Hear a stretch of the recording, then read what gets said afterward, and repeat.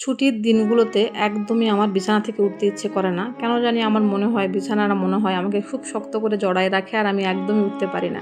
তবে হ্যাঁ, অন্যান্য দিনের কথাটা আলাদা। সেই দিন আমার বাচ্চাদের স্কুল থাকে, টিউশন থাকে, বাদবাকি অনেক কাজ থাকে। সেদিন কিন্তু কষ্ট করে উঠে যেতে হয়। কিন্তু ছুটির দিন আসলে আমার কাছে মনে হয় যে একটা ঈদের দিন।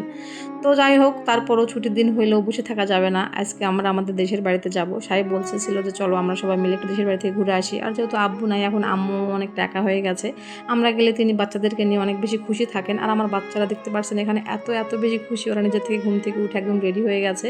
আর এখানে আয়াত বাবু কিন্তু অনেক বেশি রং করতেছে। আর এখানে একটা কথা না বললেই নয়, আয়াত বাবু কিন্তু অনেকটা বড় হয়ে গেছে মাশাআল্লাহ। ওকে আর আমাকে সাজায় দিতে হয় না। আমি জাস্ট ওকে ড্রেস আর মাথাটা বাঁধে দিই। তাছাড়া বাদবাকি যে মেকআপ শেকআপ, লিপস্টিক আর যেটা করতে হয় সে একাই করে। আয়াত বাবু কিন্তু অনেকটা বড় হয়ে গেছে আর অনেক বেশি ঢং করতেছে। আর এখন কিন্তু সাহেব চলে গেল বাজার করার জন্য। আমরা যেখানেই যাই না কেন আমাদের কিন্তু বাজার করে নিয়ে যেতে হয়।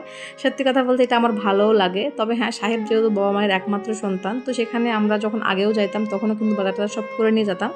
আর আমার বাবা মায়ের বাসাতে গেলেও কিন্তু সাহেব আমাকে বলে যে তুমি যখন তোমার বাবা মার কাছে যাবা তখন কিন্তু তোমার দায়িত্ব, রেসপন্সিবিলিটি আছে, তাদের নিতে হবে। আর তুমি যেটা ইচ্ছে হবে বাবা মাকে খাওয়াতে সেটা তুমি খাওয়াবা। তুমি মেয়ে বলে এটা কিন্তু তাদেরকে বঞ্চিত করবা না। কারণ আমার বাবা মা যেমন আমাকে বড় করেছে কষ্ট করে, তোমার বাবা মাও সেম তোমাকে কিন্তু অনেক কষ্ট করে বড় করছে। সেই মূল্যটা আমরা যতটা পারি সেটা তোরা দিব। আর এটা শোনার পর কোন বউ আর বাবা মাকে না দেখে থাকতে পারে বলেন তো? তো আমিও যখন আমার বাবার বাসায় যাই তখন কিন্তু বাজার টাজার করে নিয়ে যাই আমার ইচ্ছে মতো। তবে হ্যাঁ, আব্বু যখন ছিল না তখন সেটা মাস্ট করে নিয়ে যেতে হতো। আর এখন যখন আব্বু আসছে তখন কিন্তু আমি আমার ইচ্ছে মতো যেটা বাবা মাকে খাওয়াতে ইচ্ছে করে সেটাই নিয়ে যাই। তো এখানে আমরা এই যে বেশ অনেকটা বাজার নিয়ে চলে আসছি। বাজার নিয়ে আসতে আমাদের অনেকটা লেট হয়ে গেছে।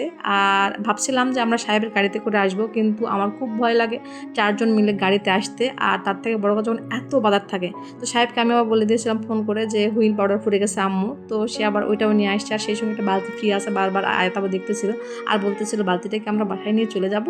মানে চিন্তা করেন কী রকম মেন্টালিটি। আর এখানে আম্মুকে আমি কিন্তু আগেরবার বলে দিয়েছিলাম যে এইবার যখন আমি আসব তখন কিন্তু কলার মগজ খেতে চাই। আর আম্মু এখানে কবিতরের মাংস ভিজিয়েছে আর আমি বাসা থেকে আসার সময় হাঁসের মাংস নিয়ে আসছি। আর এখানে ফ্রিজে মাছ ছিল, সেটাও আম্মু বের করছে। এগুলো সবগুলো রান্না করা হবে। তো আমি বললাম যে না, হাঁসের মাংস যেহেতু আমি নিয়ে আসছি তো কবিতরের মাংসটা আপনি উঠায় রাখেন, অন্য একদিন আপনারা খেয়ে ফেলেন। আর এখানে আমি যেহেতু এক খাসি ডিম নিয়ে আসছি, আজকে কিন্তু হাঁসের মাংস দিয়ে বেশ ডিম দিয়ে কষিয়ে রান্না করব। আর এভাবে কিন্তু অনেক মজা লাগে।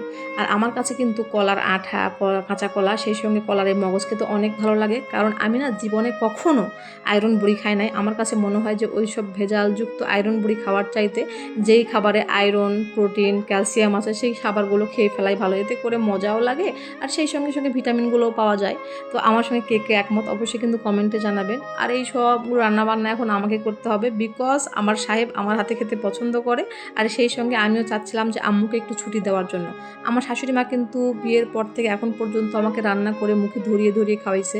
বলতে গেলে আব্বু যখন ছিল তখনও কিন্তু আমাকে একদম রাজকন্যার মতোই রাখছে। মানে আমার শ্বশুর আব্বা, আমার আব্বার কাছে তো আমি রাজকন্যাই ঠিক আছে, কিন্তু শ্বশুরের কাছে কিন্তু বৌমারা কিন্তু রাজকন্যা হয় নাই। আলহামদুলিল্লাহ, সেই দিক থেকে আমার কপালটা অনেক ভালো। আমি আগেও যখন বাসাতে থাকতাম বা বেড়াতে যেতাম শ্বশুর বাড়িতে, আমি ঘুম থেকে উঠতাম একদম 8টা-9টার দিকে, উঠে দেখতাম আমার শাশুড়ি মা রান্না বান্না করে একদম প্লেট সাজিয়ে রেখে দিয়েছে। আর তারা দুজনে আমার জন্য অপেক্ষা করতো যে আমি কখন ঘুম থেকে উঠবো, দেন সবাই মিলে একসঙ্গে খাবো। কখনো তো আব্বু এভাবে বারবার করে আমার রুমের দিকে যাইতো আর বলতো যে কী ব্যাপার, এখনও ওঠে নাই, কখন খাওয়া দাওয়া করবে, সব খাবার ঠান্ডা হয়ে যাচ্ছে এমনটা। আমার শ্বশুর কিন্তু কখনোই মুখ কালো থাকতো না যে আমার শাশুড়ি মা রান্না করতেছে আমি ঘুমাচ্ছি অথবা ঘুরে বেড়াচ্ছি, এমনটা কখনোই করতো না। আব্বু বরং বলতো যে না ঠিক আছে, সে বাসায় অনেক ঝামেলা করে, বাচ্চাদের ঝামেলা করে, তো এখানে আসবে যখন সে একটু আরাম করবে। আর সবচাইতে বড় কথা, আমার দুই বাবা একদম সেম। আমরা যখন যাই আমাদের গায়ের কাছ থেকে একদম নড়বে না। আর যত গল্প আছে, খুনসুটি আছে এতদিন পর্যন্ত যেগুলো হয়েছে আব্বুর সঙ্গে আম্মুর সঙ্গে, সেগুলো সব বলতো। আর আমি বেশ মজা নিতাম আর মজা করে শুনতাম। আর তাদের মধ্যে ঝামেলা যে হতো, খুনসুটি হতো, সেগুলো আমি মেটাতাম। তো আলহামদুলিল্লাহ এই দিনগুলো অনেক ভালো ছিল। এখন অনেক বেশি মিস করতেছি। আব্বু যখন ছিল হয়তো বা এতটা বুঝি নাই, যে এখন যখন তিনি নাই তখন অনেক বেশি খারাপ লাগতেছিল আর তার শূন্যতা অনুভব করতেছিলাম।